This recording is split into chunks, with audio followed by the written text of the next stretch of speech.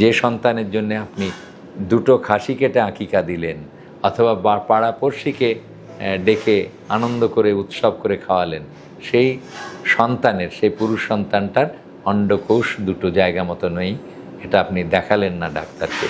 তাহলে এই শিশুটি যদি একজন ডাক্তারের কাছে জন্ম নিত, তাহলে জন্মের পরপরই তারা দেখে দিত যে তার অন্ডকোষ জায়গা মতো আছে কি না। অন্ডকোষ না থাকলে অপারেশনের জন্য আপনাকে সচেতন করে দিত। আপনি বাড়িতে নিজে নিজে ডেলিভারি করালেন এবং উৎসব করে গরু খাসি কেটে মানুষজনকে খাওয়ালেন, কিন্তু আপনার সন্তান থেকে গেল অসুস্থ এবং ভবিষ্যৎ বংশধর আপনার হওয়ার পথে বাধা হলো। কেন এতবার বলছি যে ইদানিং আমাদের কাছে বেশ কিছু রুগী আসতেছে, যেই রুগীগুলির বয়স বিবাহের পরে, মানে অনেকের 28 থেকে শুরু করে 39, কালকে এসছে 39 বছর বয়সে।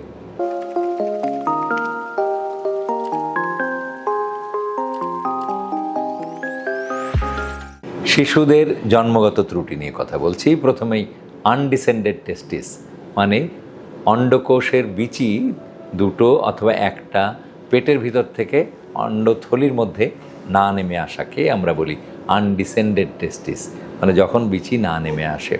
আসলে স্বাভাবিকভাবে আমরা যারা পুরুষ শিশুদের অন্ডকোষ দুটোই থাকে পেটের মধ্যে, মায়ের গর্ভের মধ্যে যখন ছিল। পেটের মধ্যে জন্ম নেওয়ার পরে প্রসব হওয়ার কিছুদিন আগের থেকে তারা নামতে শুরু করে তল পেটের দুই পাশ দিয়ে, মানে কুঁচকি যেটাকে আমরা বলি, দুই কুঁচকি দিয়ে সামনের দিকে নামতে থাকে।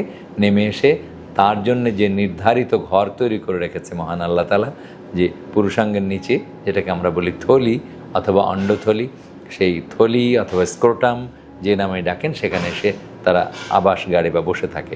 এর আসল উদ্দেশ্য হচ্ছে আমাদের পেটের মধ্যে তাপমাত্রা বেশি থাকে, ওই বেশি তাপমাত্রায় যদি অন্ডকোষকে রেখে দেওয়া হতো তাহলে সেখানে আর ইঞ্জিন চলতো না। মানে আমাদের অন্ডকোষের মধ্যে অনবরত সারা জীবন ধরে স্পারমেটোজেনেসিস বা শুক্রাণু উৎপাদন হতে থাকে।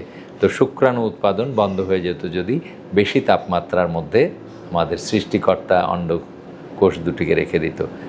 তাই জন্মের আগেই এই অন্ডকোষ দুটি কুঁচকি দিয়ে নেমে এসে অন্ডথলির মধ্যে বসবাস শুরু করে। কখনো কখনো এই নেমে আসার পথে বিপত্তি বাধে, হয়তো কারো একটা নামলই না, পেটের মধ্যে রয়ে গেল, আবার নামতে গিয়ে ধরা খেয়ে গেল রাস্তার মধ্যে, সেখানেও আটকে যেতে পারে।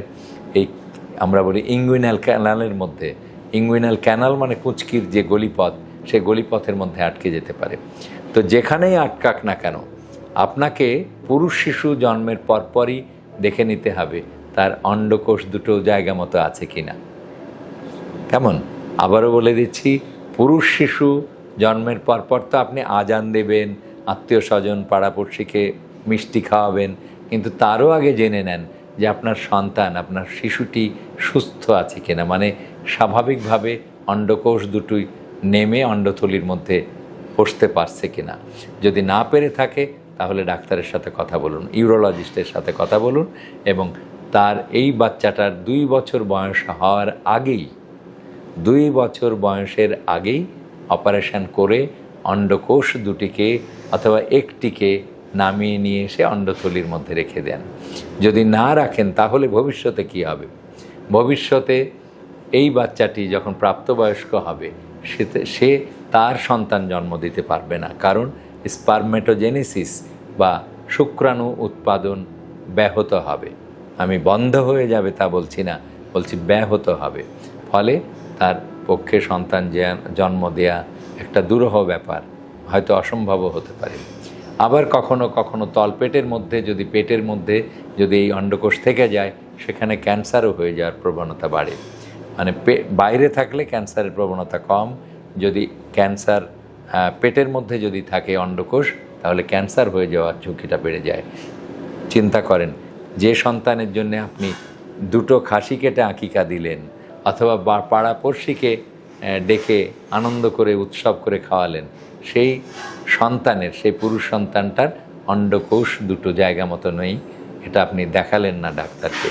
তাহলে এই শিশুটি যদি একজন ডাক্তারের কাছে জন্ম নিত, তাহলে জন্মের পরপরই তারা দেখে দিত যে তার অন্ডকোষ জায়গা মতো আছে কি না। অন্ডকোষ না থাকলে অপারেশনের জন্য আপনাকে সচেতন করে দিত। আপনি বাড়িতে নিজে নিজে ডেলিভারি করালেন এবং উৎসব করে গরু খাসি কেটে মানুষজনকে খাওয়ালেন, কিন্তু আপনার সন্তান থেকে গেল অসুস্থ এবং ভবিষ্যৎ বংশধর আপনার হওয়ার পথে বাধা হলো। কেন এতবার বলছি যে ইদানিং আমাদের কাছে বেশ কিছু রুগী আসতেছে, যেই রুগীগুলির বয়স বিবাহের পরে, মানে অনেকের 28 থেকে শুরু করে 39, কালকে এসছে 39 বছর বয়সে। এতদিন পরে তার মনে হয়েছে এই আমাদের ভিডিও দেখে যে তার অন্ডকোষ দুটোই আছে পেটের মধ্যে। বিবাহিত হয়েছে তার 7 বছর আগে, অথচ সে অন্ডকোষ যে নিচে ঝুলে থাকবে এই ধারণাও তার ছিল না। আবার এমনও হয়েছে বাপ মা বলেছে যে থাক বাবা, অপারেশন করলে কি ক্ষতি হয়ে যায়, অপারেশন করার দরকার নেই। আবার এমনও উত্তর পায় বাপ মা বলেছে যাক আল্লাহ এইভাবে দিয়েছে, এটাই তোমার জন্য ভালো, এইভাবে থেকে যাও। আবার অনেক হোমিওপ্যাথি ডাক্তার আছে, তারা বলে যে আমার ওষুধ খাও, নেমে আসবে, কিন্তু আসলে কিছুতেই নেমে আসে না, এটা অপারেশন করে নামিয়ে নিতে হয়।